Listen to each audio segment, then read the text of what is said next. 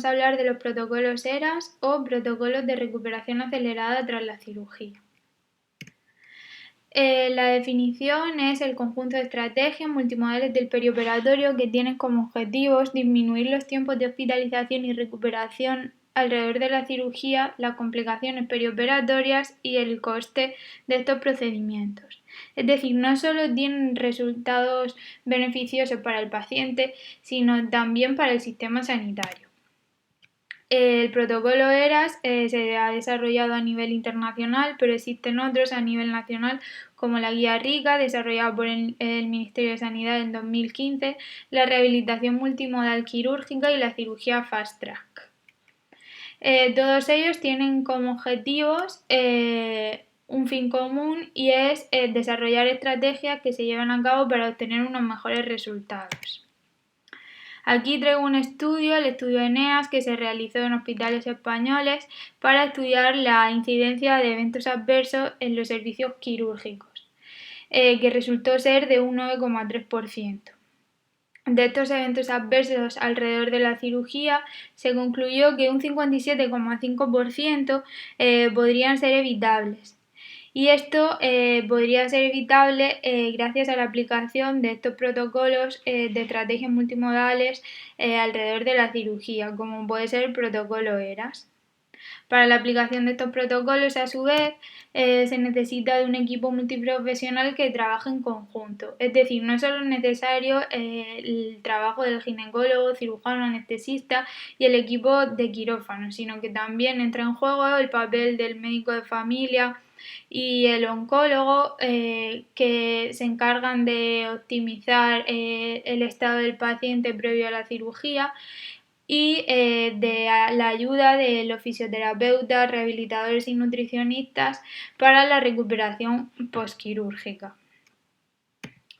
Bien, ya vamos a empezar a hablar del protocolo ERAS en sí. El primer protocolo ERAS en ginecología se publicó alrededor de la ginecología oncológica en 2016 y constaba de dos partes en las que se desarrollaban los distintos ítems que ahora después vamos a explicar. Posteriormente, en 2019, se publicó una actualización del protocolo que se había publicado en 2016, mejorando algunas recomendaciones y aportando novedades. Aquí, en estas dos diapositivas, os traigo las tablas de todos los ítems que se tratan en el protocolo ERAS. Y ahora vamos a empezar a explicarlo uno a uno. La metodología del protocolo ERAS consta de 4 etapas: una primera etapa de optimización preoperatoria, otra etapa de preoperatorio inmediato, el intraoperatorio y el posoperatorio. Para empezar, la optimización preoperatoria comienza con la visita de la paciente a nuestras consultas de ginecología, donde se capta, se diagnostica y se programa la cirugía en función de la patología que presente, ya sea benigna o maligna, y la vía de acceso quirúrgica, cirugía abierta o laparoscopia. Previo a la cirugía tienen que pasar por una etapa de optimización en la que hay que realizar una valoración nutricional a través de escalas internacionales como la escala MAST, sobre todo muy relevante en aquella patología maligna, ya que suelen presentar estados de malnutrición. También hay que realizar una analítica preoperatoria en la que es muy importante pedir la hemoglobina glicada, pues la hiperglucemia ha demostrado asociarse a un mayor riesgo de infección de herida quirúrgica. Y también es muy importante un buen manejo de diabéticos, realizando interconsulta endocrino para el tratamiento perioperatorio si es necesario.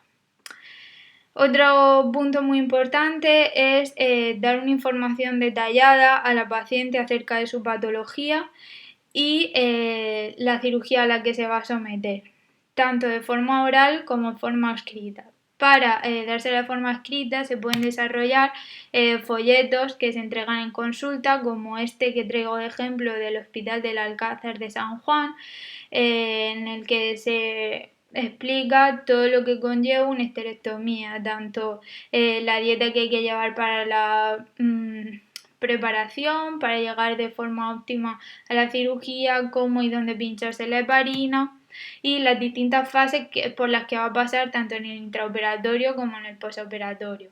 Esto ayuda a disminuir mucho la ansiedad de la paciente previa a la cirugía, ya que muchas veces se obcecan y no nos prestan atención y se quedan con la mitad de la información. Por lo tanto, esto lo podrían consultar en cualquier momento. También forma parte de la optimización prequirúrgica recomendar el abandono de los hábitos tóxicos como el tabaco y el alcohol. El tabaco, aparte de las complicaciones respiratorias que conlleva, ha demostrado tener peores resultados en cicatrización. El consumo del alcohol, sin embargo, aumenta la tasa de sangrado y la tasa de infección de la herida quirúrgica. Otro punto muy importante es la evaluación de la anemia, ya sea por parte de su médico de cabecera, del oncólogo y si no, por nuestra parte. El objetivo es que tengan una hemoglobina de 12 gramos por decilitro y si no, debe ser tratada hasta conseguirlo mediante ferroterapia, ya sea vía oral o intravenosa, para así evitar las transfusiones sanguíneas postquirúrgicas. También se le entregan y se le explican cómo realizar ejercicios respiratorios y aunque no existe una conclusión sobre cuál es el mejor ejercicio a realizar, se les recomienda que realicen el ejercicio aeróbico de tipo suave el mes antes, saliendo a caminar, por ejemplo, entre 1 hora y 30 minutos al día. Se repasa con ellas el folleto que se le ha entregado y se resuelven las dudas pertinentes. La siguiente etapa sería el preoperatorio inmediato, en el que no se recomienda el uso de premedicación ni sedantes porque ha demostrado entorpecer la recuperación postquirúrgica.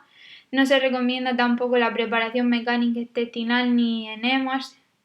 El ayuno no debe ser prolongado, sino de 2 horas para líquidos claros y 6 horas para sólidos, así como la administración de una carga de hidratos de carbono vía oral 2 horas antes.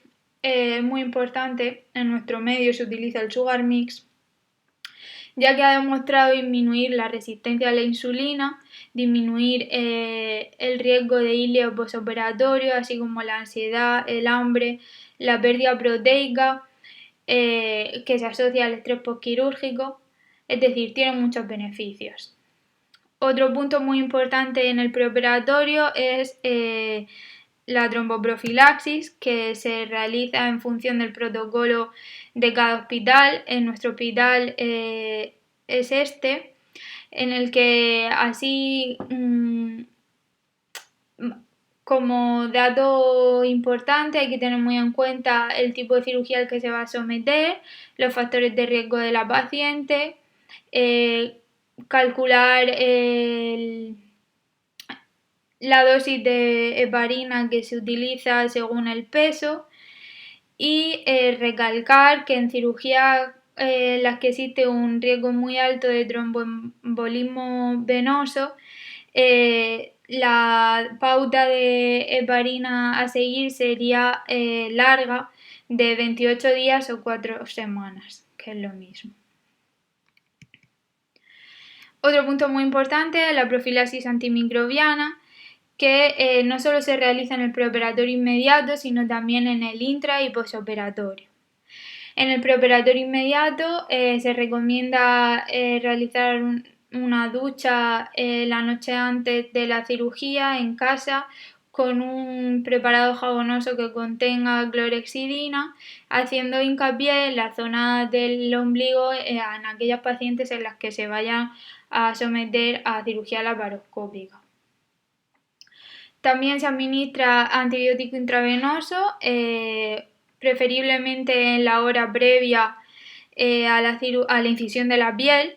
En nuestro medio se utiliza la cefazolina, 2 gramos, que hay que recalcar que hay que ajustar la dosis según el peso en pacientes obesas Y en caso de pérdida de sangre mayor de 1,5 litros o en aquellos casos en los que la cirugía se alargue más de 1 vida y media del antibiótico administrado, en caso de la cefazolina sería más de 3 horas, habría que repetir la dosis intraoperatoriamente. No se recomienda el rasurado, se puede recortar el pelo en los casos que sea necesario. Es importante realizar una buena asepsia de piel y mucosas, que se realiza en círculos de dentro a afuera, con clorexidina alcohólica en piel y acuosa en mucosas. El tallaje del campo debe ser correcto y el sondaje vesical también se debe realizar en condiciones de asepsia. Otro punto muy importante en el perioperatorio en general es mantener los niveles de glucemia por debajo de 200 gramos decilitro, ya que la hiperglucemia, como he comentado antes, se asocia a un mayor riesgo de infección de la herida quirúrgica. Y tanto en el intra como en el postoperatorio es muy importante mantener la normotermia y evitar en la medida de lo posible los drenajes y el sondaje nasogástrico.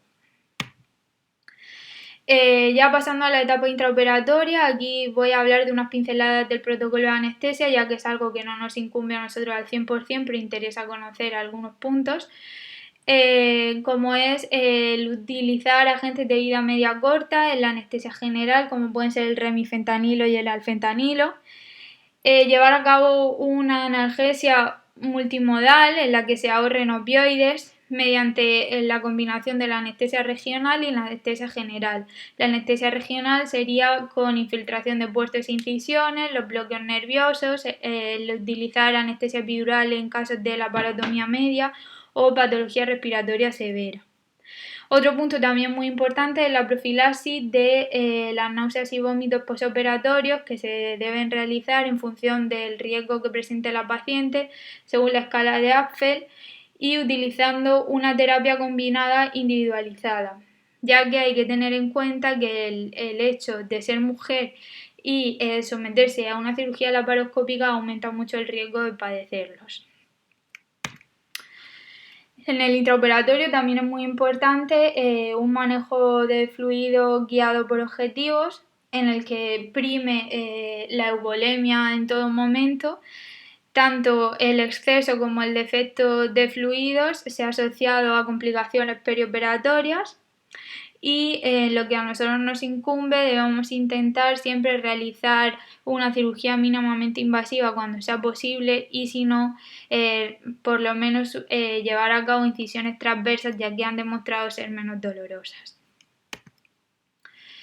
En la etapa de reanimación y posoperatorio también es muy importante una fluidoterapia de mantenimiento con cristaloides equilibrados, preferiblemente antes que el suero salino fisiológico 0,9%, porque este tiene una mayor tasa de presentar acidosis metabólica hiperclorémica. El control del dolor debe realizarse de manera multimodal, como hemos explicado en el protocolo de anestesia, dando prioridad a la vía oral frente a la intravenosa cuando sea posible y utilizando la combinación de paracetamol con AINES con rescates de morfina cuando sea posible. Para poder utilizar esta combinación a veces se necesita de analgesia, de anestesia regional, como son la infiltración local de puertos e incisiones, la anestesia epidural o los bloqueos nerviosos, como hemos explicado antes. En este punto también sigue siendo muy importante el control de las náuseas y los vómitos, así como el sangrado, la glucemia y la temperatura. Para una mejor recuperación se recomienda la retirada precoz de la sonda vesical antes de las 24 horas. Preferiblemente se intenta que la paciente llegue a la habitación, suba de la rea sin sondaje vesical. Esto va a favorecer una deambulación precoz, que se intenta que sea entre las 6 y 8 horas post cirugía, evaluando el dolor siempre de manera objetiva con la escala EVA. e intentando una tolerancia oral a las 6 horas de la cirugía con líquidos claros y progresar la dieta según vaya necesitando en distintas fases. Todo esto va a ayudar a prevenir el hilio posoperatorio, así como la eubolemia, el ahorro de opioides mediante la analgesia multimodal, beber café, deambulación precoz, todo esto. Otro punto muy importante es el ejercicio incentivador respiratorio por nuestra parte y recurriendo a fisioterapeutas cuando sea necesario y continuar con la profilaxis antitrombótica según el protocolo. El alta se debe plantear en una cirugía laparoscópica alrededor de las 24 o 48 horas y en una laparotomía abierta entre las 48 y 72 horas, siempre y cuando no haya complicaciones quirúrgicas, la paciente no haya presentado fiebre, el dolor esté controlado con analgesia vía oral, la deambulación sea completa y haya aceptación por su parte. Un punto muy importante es que al alta se debe volver a entregar una hoja informativa, es decir, un folleto que en los protocolos ERAS se denomina Discharge Pathways, en el que se expliquen los signos y síntomas de alarma por los que acudir a urgencias, evitando así el colapso de las mismas por tonterías y explicando cómo va a transcurrir el proceso de recuperación normal. También se le entrega el informe de alta y la cita en consultas externas. Y otro de los puntos muy importantes es la realización de la encuesta de satisfacción y hacer un seguimiento de los resultados reportados por el paciente, ya que cada uno vive el proceso de su enfermedad, operación y recuperación de una manera, cada uno tiene una carga individual de síntomas. Todo esto también se tiene que auditar y recoger a través de una encuesta que se denomina Recovery Checklist, en la que vamos a poder estudiar la adherencia a los protocolos ERAS y los resultados de los mismos. El motivo por el que hemos realizado hoy esta sesión es que hace poco, en octubre de 2020, se publicó un estudio de validación en el American Journal de Obstetricia y Ginecología que se había realizado en Italia, en el Hospital de Brescia, para estudiar la adherencia a los protocolos ERAS y si eran efectivos o no. Se obtuvo como resultados estadísticamente significativos en una disminución del tiempo de estancia hospitalaria con respecto a los protocolos estándar alrededor de la cirugía, sin importar el tipo de cirugía al que habían sido sometidas esas pacientes ni el tipo de patología, ya fuese benigna o maligna.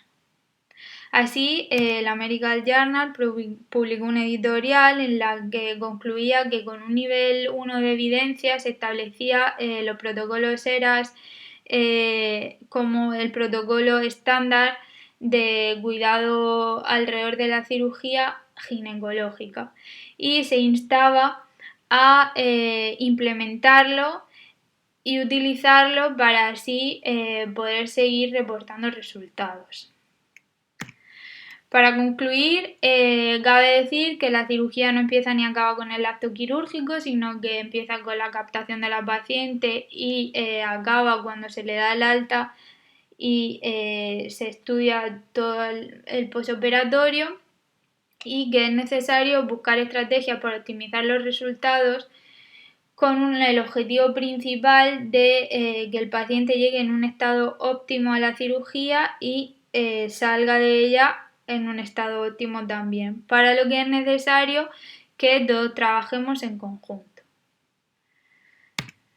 Y aquí dejo esta última diapositiva en la que se resume todo lo que he explicado. Muchas gracias.